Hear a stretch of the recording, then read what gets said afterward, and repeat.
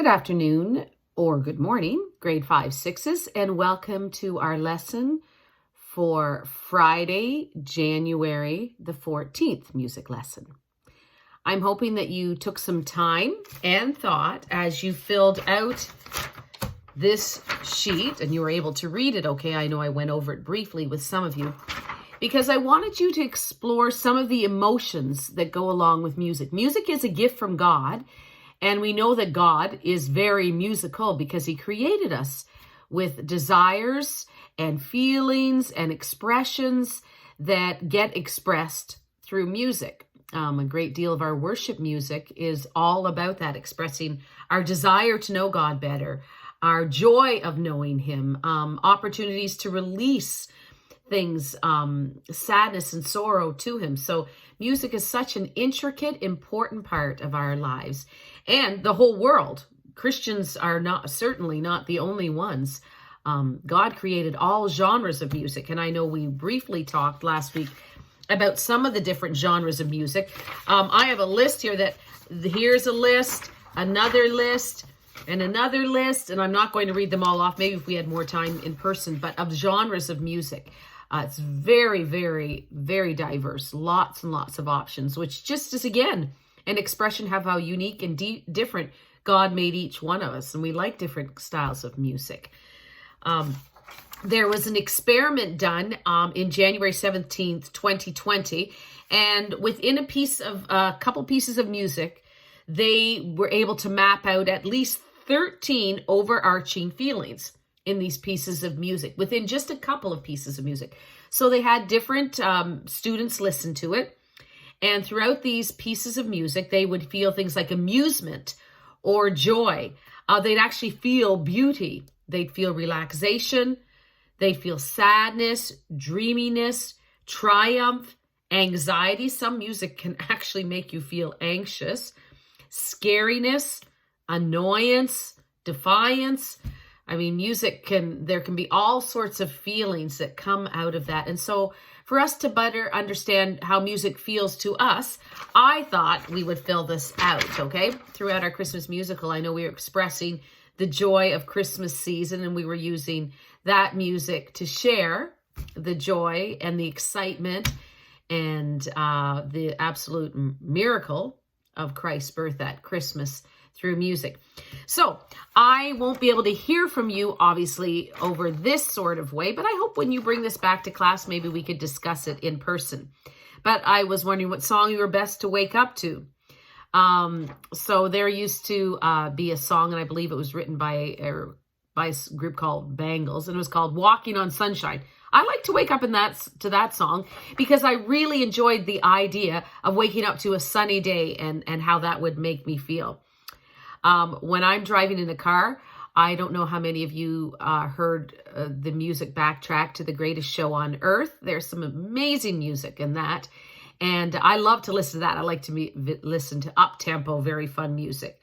Best song to listen to when you're angry? I would tend to listen to music that was soothing. And very often I would go to my worship music and better able to express my feelings of frustration and anger and to give them to God.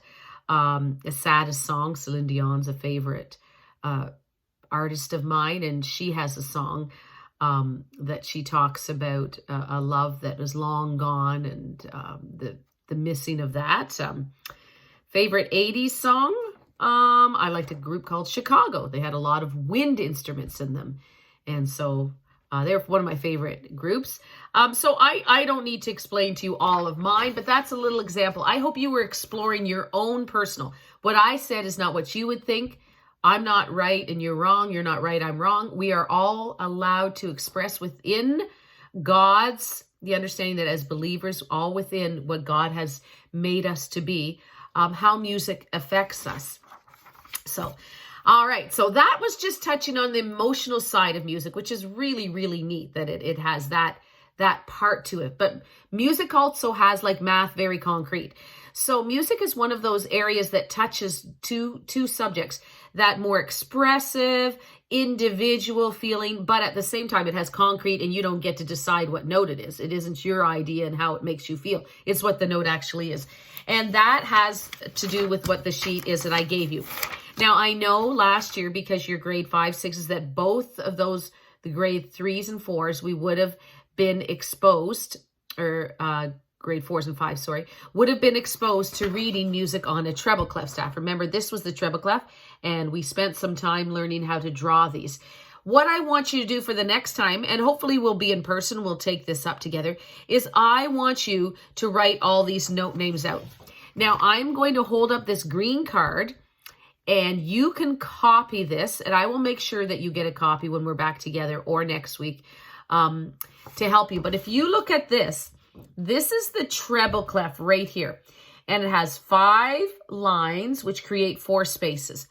If you want to quickly pause this and draw this, you could draw 5 lines with 4 spaces, and we will go over and we will put all those notes in, and that will certainly be an excellent reference to help you with this note naming. All right, so on the back of this, get yourself a pencil, not a pen, please, a pencil, and make 5 lines across. Try to evenly space them. Then at the beginning of it, I want you to draw the treble clef. Notice the treble clef wraps around line number 2. So go all the way, wrap. See how it's almost a complete circle with line number 2? Once you get to where you started, then head up, do a little loop, come straight down and draw the letter J. All right? So take a moment, just pause this if you need to draw that on the back of your sheet. Okay, so hopefully you've taken a moment and drawn those 5 lines and your treble clef, starting there, going all the way around, looping up, straight down, looks like the letter J.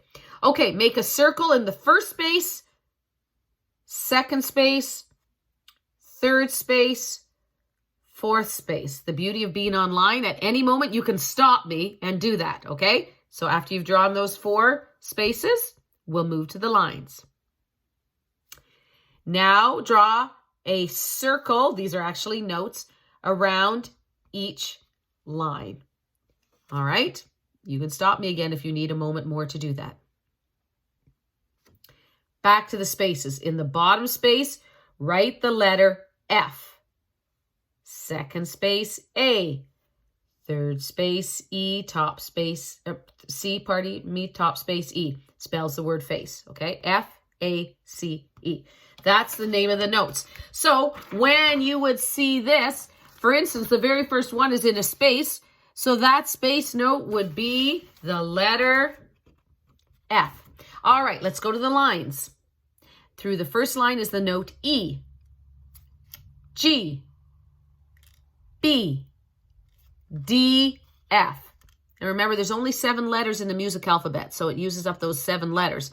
And we have an E here, that's lower E, E, and then a high E, E, E. All right, lower and higher, okay?